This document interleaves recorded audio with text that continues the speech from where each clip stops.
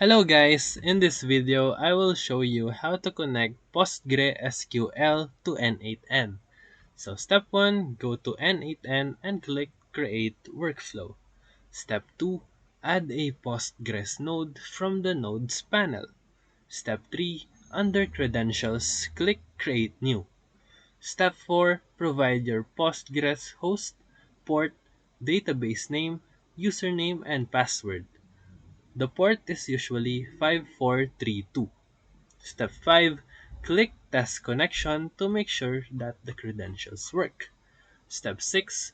Back in Node Settings, select an operation like Execute Query, Insert, Update, or Delete.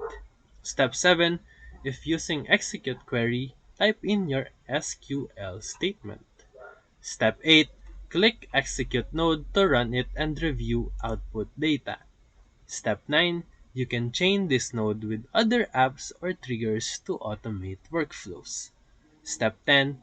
Use Postgres nodes for tasks like sending results to Slack, email, or triggering updates based on database changes. If this video helped you, feel free to like and subscribe for more quick tutorial videos. Thank you for watching.